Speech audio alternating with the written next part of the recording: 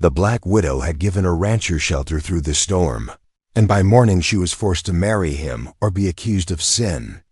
Zora Baptist stood on her porch as dawn broke over the Wyoming territory. Her hands gripped the weathered wood railing. Behind her, the Irish rancher she'd pulled from death's door shifted uncomfortably in the doorway. Reverend Silas Whitmore led the mob of townspeople across her frozen yard. His black coat billowed in the morning wind. Mrs. Caldwell walked beside him, her face twisted with righteous fury. Sheriff Briggs followed, his eyes fixed on the ground. The preacher stopped at the base of her steps. His pale eyes swept over Zora's disheveled dress, then to Declan O'Sullivan's torn shirt and makeshift sling. "You've brought shame upon this God-fearing community." Whitmore's voice carried across the stillness. "An unmarried woman harboring a man overnight. The decent folks of this territory will not stand for such behavior." Zora's jaw tightened. The wind whipped strands of dark hair across her face. She did not brush them away. "I saved a man's life, nothing more." Mrs. Caldwell pointed an accusing finger. "Decent women don't behave this way. Not with strangers, not overnight." The crowd murmured agreement. Faces she recognized from town gathered in judgment. The baker who sold her flour. The general store clerk who counted her coins twice. The seamstress who hemmed her dresses with reluctant precision. Sheriff Briggs stepped forward. His badge caught the morning light. "The law is clear, Zora. Moral turpitude charges will be filed unless you make this right." Declan moved beside her. His green eyes flashed with anger despite his wounded state. "This is madness. The woman showed Christian charity during a blizzard that would have killed me." Whitmore's lips curled. "We know what charity looks like between your kind and hers." The words hung in the frozen air. Zora felt the familiar burn of injustice. In her chest, the same fire that had sustained her through Marcus's death. The same rage that kept her working this land when others whispered she couldn't manage alone. Judge Harrington climbed from his wagon. His hands trembled as he straightened. His coat, sweat beaded on his forehead despite the morning chill. "The territorial laws are specific about cohabitation between unmarried persons." His voice wavered. "The penalties are severe: loss of property rights, public censure, criminal charges." Zora studied the judge's face. Something flickered behind his eyes. Fear, not disgust or moral outrage. Fear. The crowd pressed closer. Their breath formed clouds in the cold air. Their faces held the eager anticipation of those about to witness a reckoning. She looked at Declan, this stranger who had collapsed on her doorstep 18 hours ago. Blood seeping through his coat. Desperation in his whispered plea for help. The memory surfaced unbidden. The worst blizzard in years howling outside her windows. The pounding on her door that cut through the wind's scream. His body heavy and warm as she dragged him inside. The bullet wound high on his shoulder.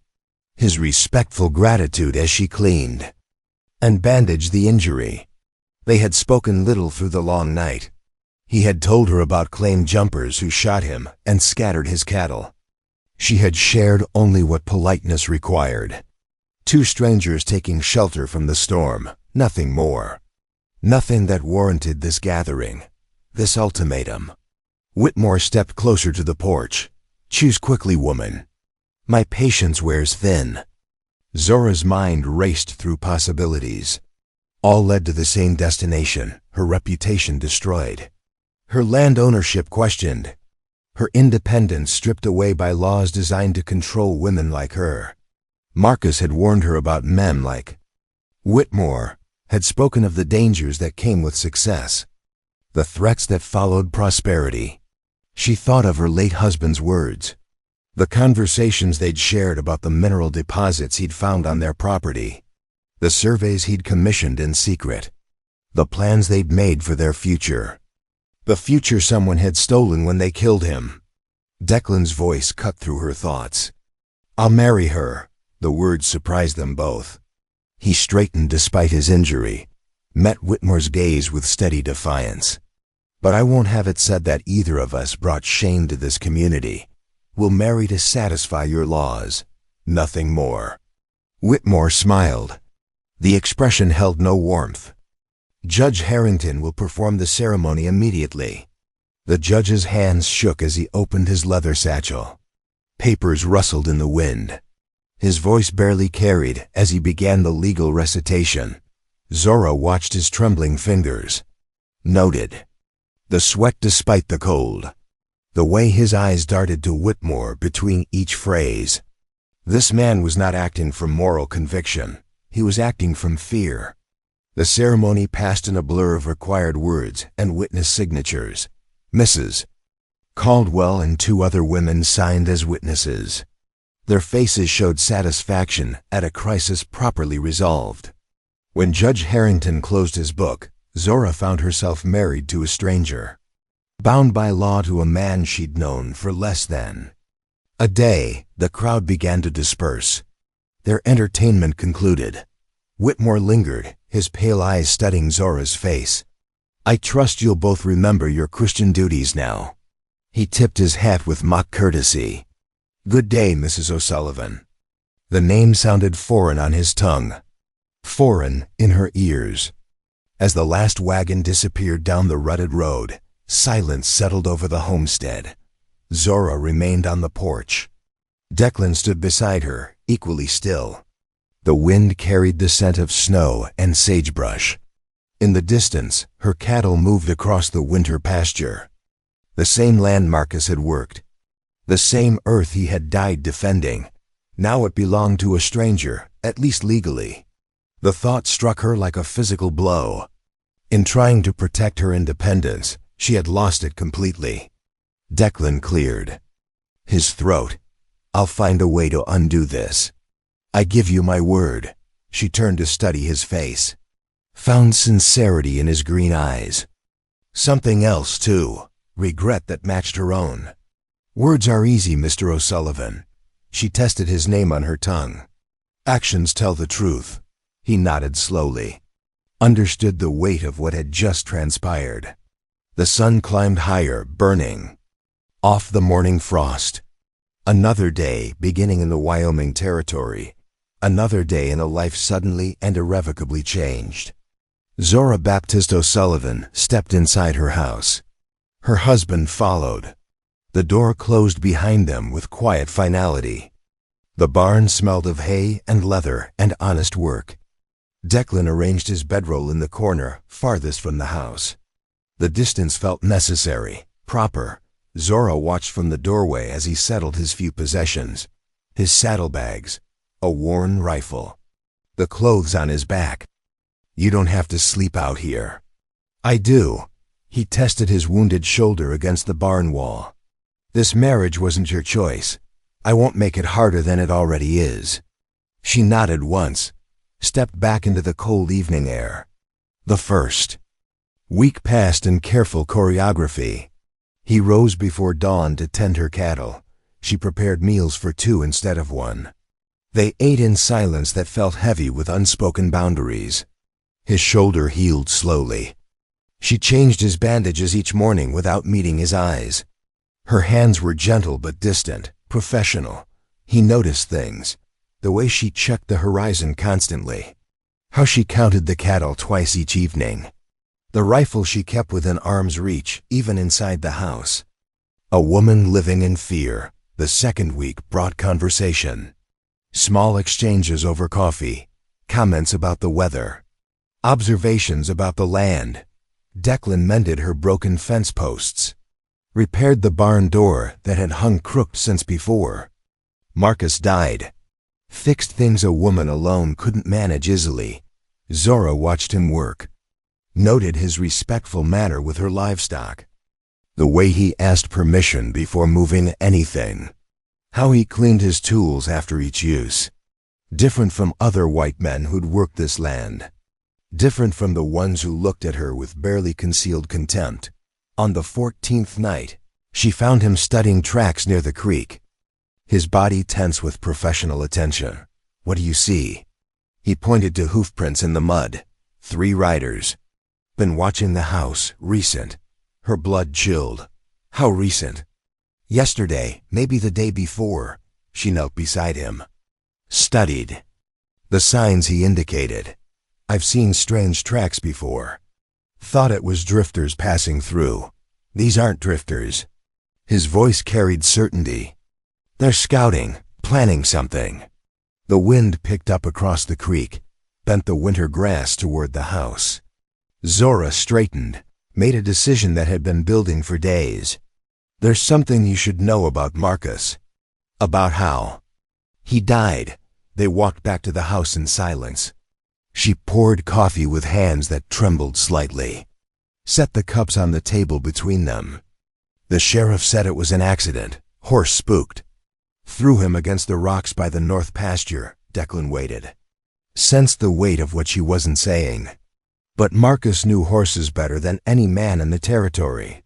Rode since he was 5 years old. That horse had been gentle as a lamb for 8 years. She stared into her coffee. The surface reflected lamplight. I found the horse 3 miles away. No saddle, no bridle. Standing calm in Miller's pasture. The fire crackled in the hearth. Outside, coyotes began their evening song. You think someone killed him? I know someone killed him. Her voice held granite certainty.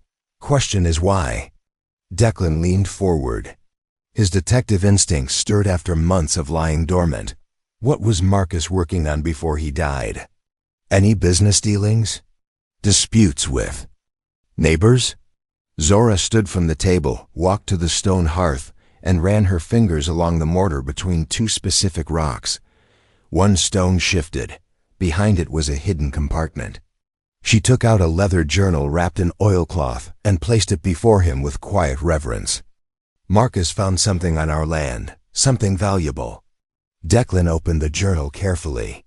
The pages were filled with survey notes, geological observations, sketches of rock formations, and detailed measurements, all written in Marcus's precise handwriting. Mineral deposits, he said, tracing a finger along the notations. Silver, maybe copper. Enough to make us rich, enough to change everything. The weight of what this meant settled between them. Land rich in minerals would attract attention, often the wrong kind. Who else knew about this? No one. Marcus was cautious. He planned to file claims quietly and bring in surveyors from Denver.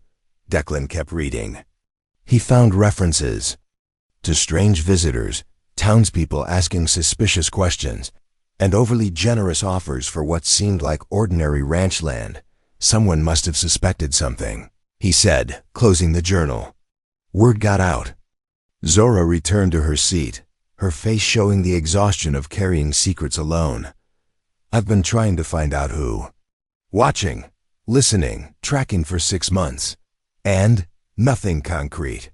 Just suspicions and fears. The fire dimmed, and shadows crept into the corners of the room.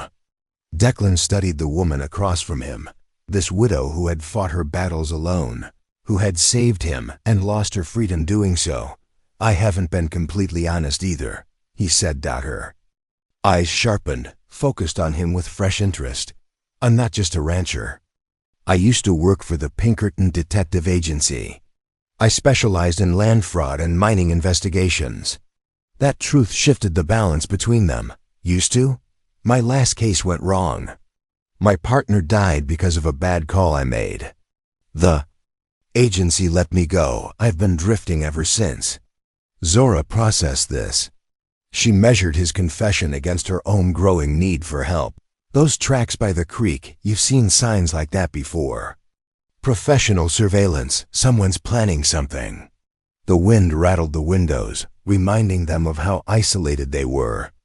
Zora made a choice, one that felt like stepping into the unknown. I can't do this alone anymore. I need help. I'll help, he said without hesitation. But we need to do it right, gather evidence, build a case that will stand in court. She nodded and reached out across the table. He took her hand. Her grip was firm, calloused from hard work, Partners then. Until we find out who killed Marcus. Partners. The word felt unfamiliar. She'd been alone so long that the idea of working with someone felt impossible. But as they sat by the fading fire and began planning their investigation, something inside her eased. The weight of the secret wasn't hers alone anymore. Outside, the coyotes howled. Inside, two people who had once been strangers began working together. The tracks by the creek warned of coming danger. But for the first time since Marcus's death, Zora wouldn't face it alone. Morning would bring new challenges and risks. That night, they made plans. At dawn, they rode out to the site where Marcus had died. The north pasture stretched empty beneath a gray sky. Winter grass bent under the weight of their horses' hooves. Declan dismounted near a rocky outcropping and studied the area with sharp eyes. The weather had erased many signs, but stone kept secrets longer than soil. "Show me where you found him." Zora pointed to a dip between two boulders. "There, face down, blood on the rocks." He knelt, running his fingers along dark stains that even the rain hadn't washed away. He found scratch marks in the granite. These don't look like the result of a fall. They're too deliberate. Someone staged this.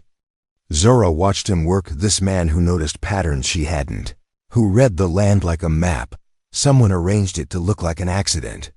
The wind carried the scent of snow from the mountains. Storm clouds gathered on the horizon. They spent the morning gathering evidence, measuring, sketching, building a picture of a murder disguised as misfortune. By afternoon, they had a timeline. Marcus was killed elsewhere. His body was moved. His horse set loose far away to support the story of an accident. Whoever did this knew the land, knew where Marcus rode and his routines.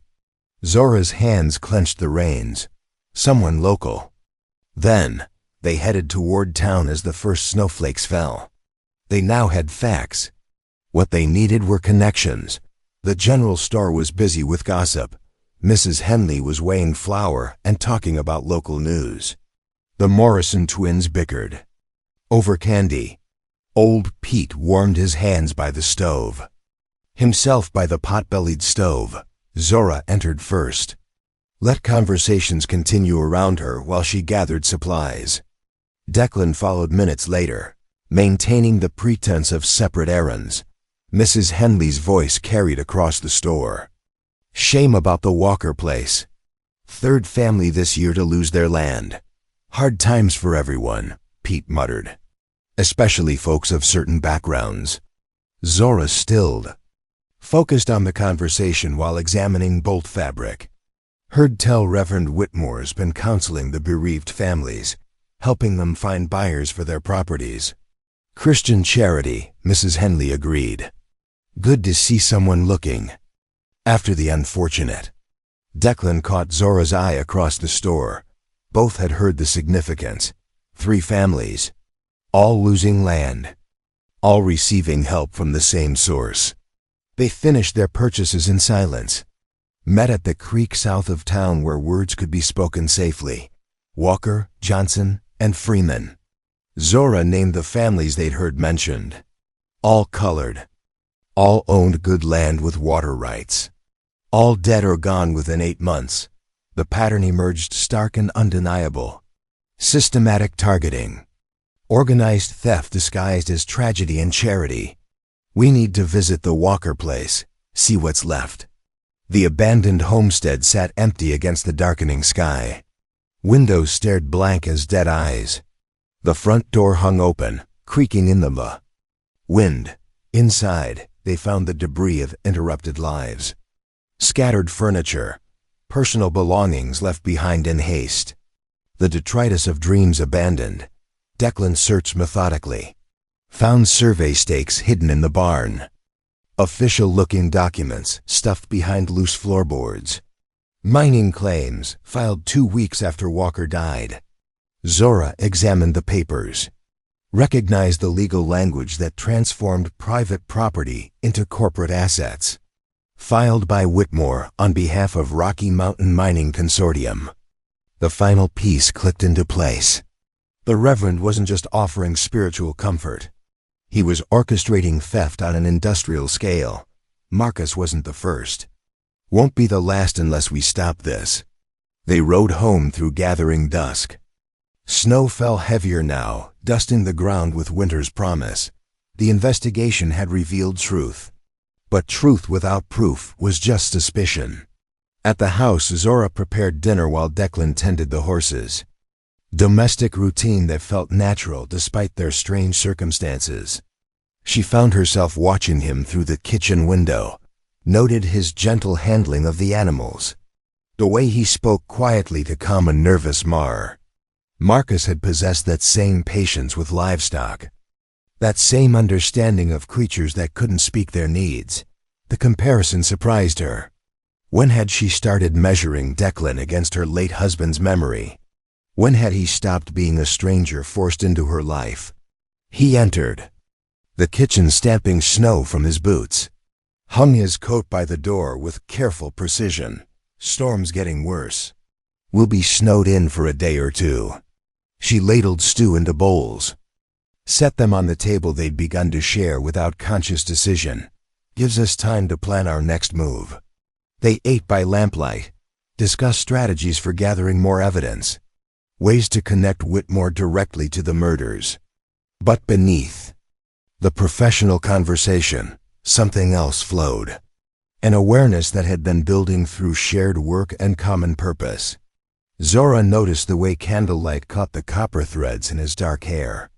How his eyes softened when he spoke. About justice for Marcus. Declan saw her strength masked as stubborn independence. The vulnerability she guarded behind walls, built from necessity. After dinner, they sat by the fire planning their approach to Judge Harrington. The man who'd married them with trembling hands and frightened eyes. He knows something. Question is whether we can get him to talk. Fear makes people unpredictable, Declan observed. Could help us or destroy us. The fire burned low. Outside, wind howled around the house with winter's fury. They were truly isolated now. Cut off from the world by weather and circumstance. Zora rose to bank the coals. Declan moved to help. Their hands brushed, reaching for the poker. The contact lasted seconds. Both froze. Acknowledged the spark that had nothing to do with the hearth. She stepped back first. Put distance between them that felt necessary and impossible. I should let you rest. Tomorrow we'll need clear heads. He nodded, understanding the retreat, respecting the boundary she needed to maintain. But as she climbed the stairs to the bedroom they didn't share, both carried the memory of that brief touch. The recognition of something growing despite. The walls they'd built. Outside, the storm raged. Inside, two people fought battles that had nothing to do with murder or mining claims. The investigation had brought them together. Shared danger was forging. Partnership into something deeper. Neither spoke of it. Neither acknowledged the shift. But the truth hung between them, heavy as the snow that trapped them together through the long winter night. Tomorrow would bring new challenges. Tonight brought the quiet terror of hearts beginning to heal. The storm passed but left frost thick on the windows. Zora woke to find Declan already gone from the barn, his horse missing from the corral. She found his note on the kitchen table. Terse words about riding to town, checking on Judge Harrington, back by evening. The abandonment stung more than it should have. They were partners in investigation, nothing more. His movements didn't require her permission. But the empty house felt wrong, the silence too complete. She spent the morning tending chores, feeding livestock, mending harness leather. Tasks that usually brought satisfaction now felt hollow. By afternoon, restlessness drove her outdoors. She followed the creek downstream, noting fresh tracks. The same 3 horses from before. Closer to the house now, fear prickled along her spine. Someone was escalating surveillance. Declan returned at sunset riding hard, his face grim with whatever he'd learned in town. Harrington's son is missing. Been gone 3 days. The words hit like cold water. Another piece of the conspiracy's puzzle. Kidnapped? Or worse, Judge is terrified, drinking heavily, muttering about sins coming home. They ate supper in tense silence. The investigation had taken a darker turn. Children were now at risk. After dinner, Declan spread his notes across the table, maps of affected properties, timeline of deaths and disappearances, pattern of mineral claims filed by the mining consortium. It's bigger than we thought, goes beyond local corruption. Zora studied the documents, saw the scope of organized theft stretching across the territory. How many people are involved? Dozens, maybe more. This operation has been running for years. The fire crackled in the hearth. Outside, coyotes began their evening chorus. There's something else. Declan's voice carried reluctance. About my time with Pinkerton. She looked up from the papers. Saw trouble in his expression. I was investigating a mining company, Rocky Mountain Consortium. Same one that's filing claims here. The connection struck her like lightning. 2. Convenient to be coincidence. My partner got too close to the truth. They killed him, made it look like an accident.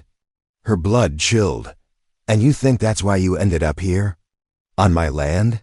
I don't know. Could be coincidence. Could be they're still hunting me. The possibility hung between them. That his presence had brought additional danger to her doorstep. Zora stood abruptly, paced to the window, stared out at darkness that might hide watchers. So you might be the reason they're watching my house, the reason Marcus died. I don't know. His honesty cut deeper than lies would have. It's possible. She turned to face him, this man she'd begun to trust, who might have led killers to her door. Get out. The words came without thought, born from fear and betrayal and the terrible. Need to blame someone for her losses. Zora, please. Let me explain. Explain what? How you've been lying since you arrived. How you might have gotten my husband killed. He stood slowly, his face pale in the lamplight. I never lied about wanting to help you. Help? She laughed bitterly. You've made everything worse. The accusation struck him like a physical blow. She saw him flinch, saw the guilt he'd been carrying surface in his eyes. Maybe you're right. He gathered his papers, his few possessions, moved toward the door with quiet dignity. I'll sleep in town tonight, give you space to think. After he left, the house felt cavernous, empty in ways that had nothing to do with physical space. Zora sat by the dying fire, replayed their conversation, heard the hurt in his voice when she'd ordered him away. But doubt had taken root, poisoned the trust they'd been building. Morning brought no clarity, just the hollow ache of solitude she'd thought she'd grown accustomed to. She rode to town seeking answers, found Declan at the hotel, preparing to leave. Running away? The question came out harsher than intended. Giving you what you asked for. Space. His saddlebags were packed, his horse saddled, everything ready for departure. The investigation isn't finished. You can handle it alone. You're stronger than you know, she wanted to argue, to call him back, but pride kept her silent. He mounted his horse, looked down at her with eyes that held regret and something deeper. For what it's worth, meeting you was the best thing that's happened to me in years. Then he was gone, riding toward the horizon while she stood frozen in the dusty street. The next 3 days passed in stubborn solitude. She continued investigating, alone, following leads that led nowhere, gathering evidence that felt incomplete, without his trained eye. On the 4th morning, she woke to silence, wrong silence, the kind that meant her livestock were disturbed. She grabbed her rifle, stepped onto the porch, found herself facing 3 mounted men. Jake Hutchins sat his horse with casual menace, Whitmore's foreman. known for his quick temper and heavy fists. "Mrs. O'Sullivan, you've been asking questions around town." His companions flanked him. Hard men with cold eyes and ready weapons. Free country, last I heard. Not for folks who don't know when to mind their own business. She kept the rifle ready. Calculated distances. Odds of reaching cover. Your husband learned that lesson too late. Shame you didn't learn from his example. The threat hung explicit in the morning air. No pretense now, no careful maneuvering. What do you want? A conversation, private-like, away from curious eyes. One of his men dismounted, moved to flanker position. The other held a coiled rope, not a social call, an abduction. "I think I'll pass on that invitation. Wasn't really asking." The man with the rope spurred his horse forward. Zora swung her rifle toward him. Hutchins drew faster. The shot echoed across the empty land. Her rifle spun from hands gone suddenly numb. Before she could move, rough hands seized her arms, bound her wrists with practiced efficiency. Boss don't like to be kept waiting. They threw her across a saddle, led her away from the house that had been her sanctuary. Behind them, her cattle wandered unattended. The investigation lay abandoned. Her husband's killer rode free. And Declan was gone. The thought brought fresh pain. She'd driven away the one person who might have helped. Let pride and fear destroy the partnership that had given her hope. Now she rode toward whatever fate Whitmore had planned. Alone except for regret and the bitter knowledge that trust, once broken, couldn't be easily mended. The sun climbed higher. The horses carried her toward answers she no longer wanted to face. They dragged her to the abandoned silver mine in Devil's Canyon. The entrance yawned black against red stone. Timber supports rotted from years of neglect. Hutchins shoved her into the darkness. Her boots scraped against loose rock. Water dripped somewhere in the depths. Cozy place for a final conversation. He lit a lantern. Shadows danced on the tunnel walls. The air smelled of earth and decay and old fear. Your husband thought he was clever, hiding his mineral surveys, playing games with powerful men. Zora's wrists burned where the ropes cut into skin. But her voice stayed steady. Marcus was honest. "More than I can say for present company." Hutchins backhanded her casually. The blow snapped her head sideways. Blood filled her mouth. "Honesty's a luxury poor folks can't afford, especially your kind." He produced a folded document from his coat. "Survey papers covered with official seals. This here's the deed to your property.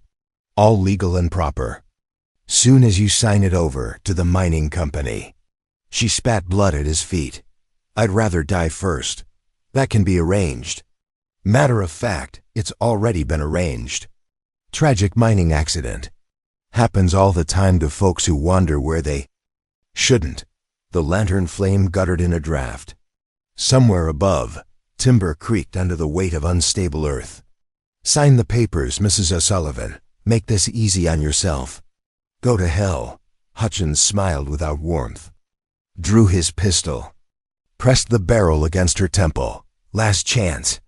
The metal felt cold against her skin. Final. She thought of Marcus. Of Declan riding away with hurt in his eyes. Of chances lost to pride and fear. Hoofbeats echoed from the canyon entrance. Multiple riders approaching fast. Hutchins cursed. Motioned his men toward defensive positions. The pistol wavered away. From her head, "Boss said you might have help coming." Voices carried from outside, men calling orders. The sound of boots on stone. Then Declan's voice, clear and commanding. "This is Pinkerton Detective Declan O'Sullivan. You're surrounded. Release the woman and surrender." Relief flooded through her. He'd come back, despite her harsh words. Despite driving him away, Hutchins grabbed her arm, used her as a shield, while backing deeper into the mine. "Nice try, Irish, but the lady's coming with us. Let her go, Hutchins." This is between you and me." The foreman's grip tightened. His gun pressed against her ribs. "Walk slow toward the back tunnel. Anyone follows, she dies." They moved through narrowing passages. The lantern light barely pushed back consuming darkness. Behind them, footsteps echoed, pursuing but cautious. The tunnel opened into a wider chamber. Mining equipment lay scattered in the dust. Picks and shovels abandoned when the silver played out. Hutchins pushed her against the far wall. Kept his gun trained on the entrance. "Should have minded your own business, woman. Should have taken the money and run, like the other families. The ones you murdered? Business is business. Nothing personal." A shadow moved at the tunnel mouth. Declan appeared, hands raised but eyes alert. Behind him, another figure emerged from the darkness. Judge Harrington stepped into the lantern light. His face haggard but determined. "It's over, Hutchins. I'm done being your puppet." The foreman's eyes narrowed. "Where's your boy, Judge? Still want to see him alive?" "My son escaped 3 days ago. Been hiding at the church. Reverend Collins has been protecting him." The words hit Hutchins harder than any bullet. His carefully constructed leverage crumbled. "You're lying. Check for yourself. Your whole operation is finished. Whitmore's been arrested. Mining company's under federal investigation." Zora saw the moment when Hutchins realized his position, trapped in a dead-end tunnel. His bosses, captured or fled, nothing left but desperate violence. "Maybe so, but I'm taking some folks with me." He swung the gun toward Declan, finger tightening on the trigger. Zora threw herself sideways, slammed into Hutchins' gun arm. The shot went wide, echoing through the chamber. All 3 men moved. At once, Declan lunged forward. Judge Harrington grabbed a mining pick. Hutchins tried to swing his pistol back toward Zora. She rolled behind falling timbers, heard the sounds of struggle. Shouts and curses. Another gunshot that made her ears ring, then silence. Declan's voice, breathing hard but alive. "It's over." She emerged from cover to find Hutchins on the ground, clutching a wounded shoulder. His gun lay several feet away. Judge Harrington stood over him with the mining pick raised. "He killed my partner in Denver. Been hunting him for months." Declan knelt beside her, cut the ropes binding her wrists with gentle hands. "Are you hurt?" She flexed her fingers. Felt circulation returning. Looked into his green eyes and saw worry that went deeper than professional concern. "I'm fine." "How did you find me?" "Saw the signs from town. 3 riders heading toward your place. Got there in time to track you here." Judge Harrington helped secure Hutchins with his own rope. The fight had gone out of the foreman. He knew the game was finished. "We have enough evidence to convict the whole organization. Your husband's murder. The other killings. Federal charges for conspiracy and land fraud." They walked toward daylight, left the darkness of the mine behind. Outside, the sun felt warm against Zora's face. Sheriff Briggs waited with a deputy, took custody of Hutchins without meeting anyone's eyes. His complicity in the conspiracy would be dealt with later. Judge Harrington climbed into his buggy. Looked older but somehow lighter. The weight of coercion lifted from his shoulders. "Thank you both for giving me the courage to do what was right." As the law officers departed with their prisoner, Zora and Declan stood alone in the canyon. The silence felt different now, comfortable instead of tense. "I owe you an apology." Her voice came quietly. "What I said about you bringing danger, about lying. I was scared and angry and wrong. You had every right to be angry. I should have told you about Pinkerton from the beginning." The wind stirred dust between them, carried the scent of sage and distant rain. "I thought you'd left for good. So did I. Got about 10 miles before I realized I couldn't abandon you. Couldn't abandon this." He gestured between them. The partnership that had become something deeper. What is this, exactly? The question hung in the desert air, waiting for courage to answer it honestly. I don't know. His eyes met hers. But I'd like to find out, if you're willing. She thought of the empty house, the investigation they'd built together, the way he'd risked everything to save her. I'm willing. The words felt dangerous and necessary. Truth spoken despite fear. They rode home through afternoon light, side by side.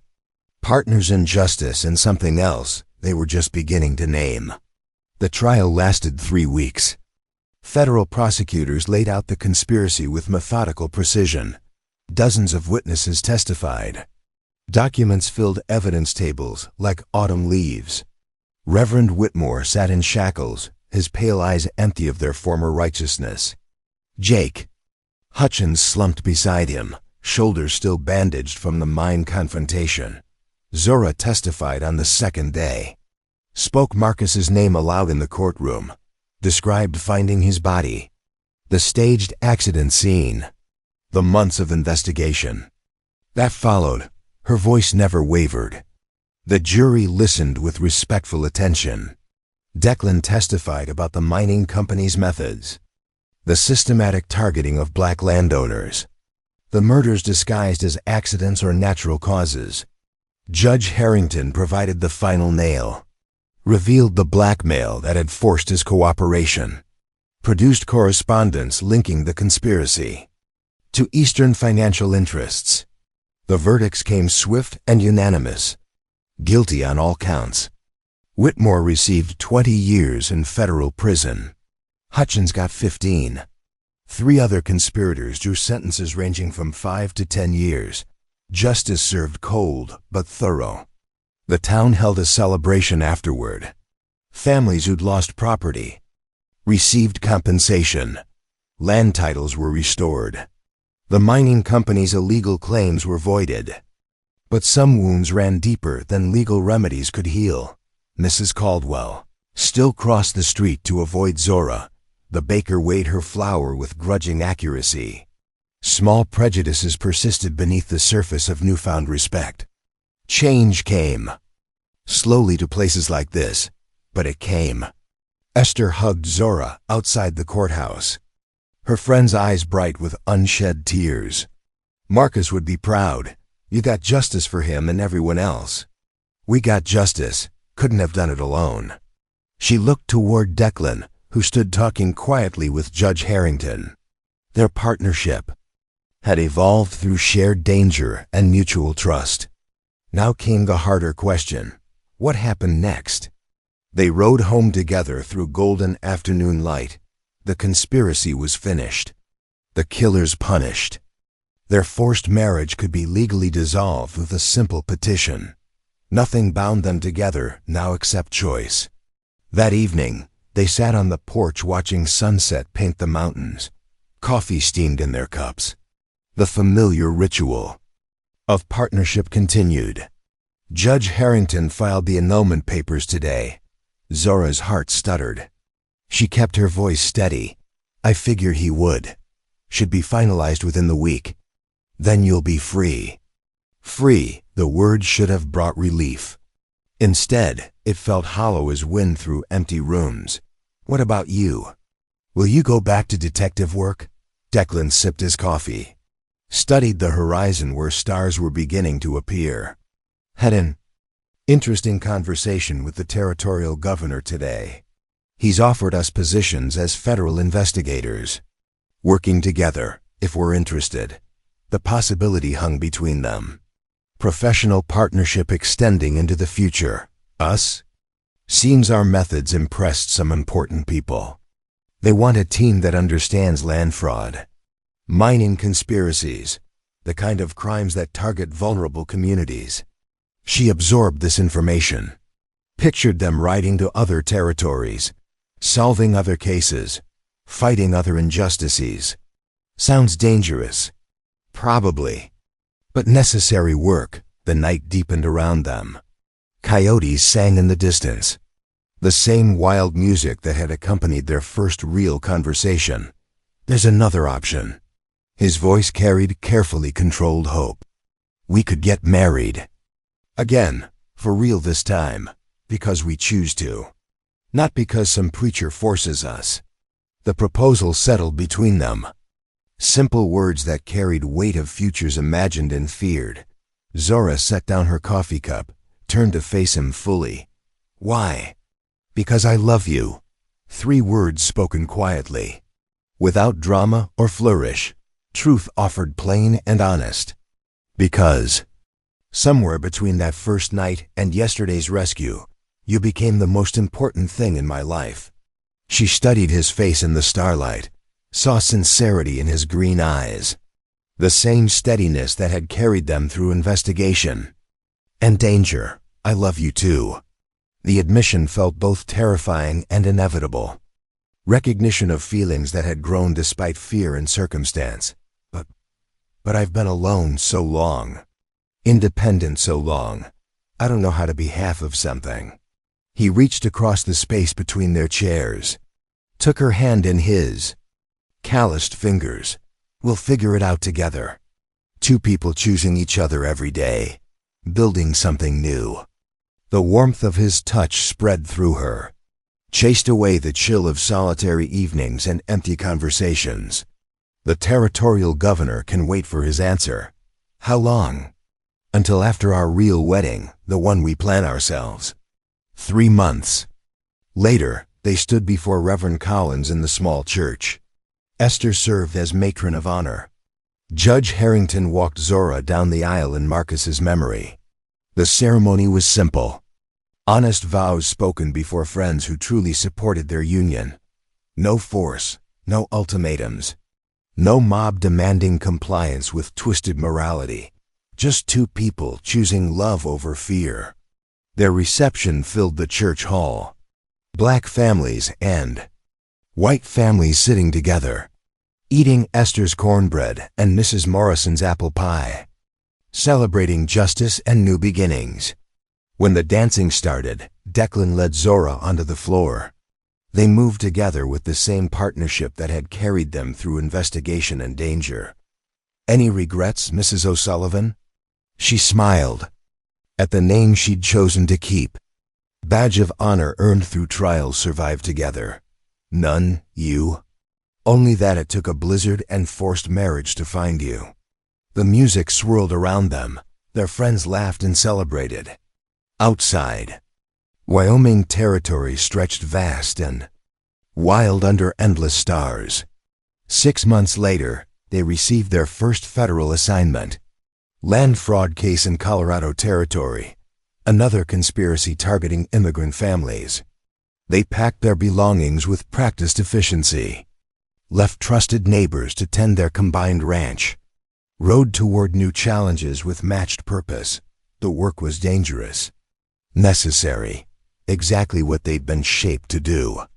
At night, camped under foreign stars, they planned strategies and shared dreams, partners in every sense, equals in law and love and the pursuit of justice. The black widow who'd given shelter to a wounded stranger had found something she'd never expected to want again. A future built on choice instead of circumstance. Love grown from respect instead of passion. Partnership that made both of them stronger. Some stories began with endings. This one began with a beginning that promised to last. And that is all. To the story for now. Please let me know where you are tuning in from. Perhaps we will create a story there. Consider liking this video and subscribing to our channel. And if you enjoy our content, click this video on your screen. I promise you, it's worth watching. See you tomorrow.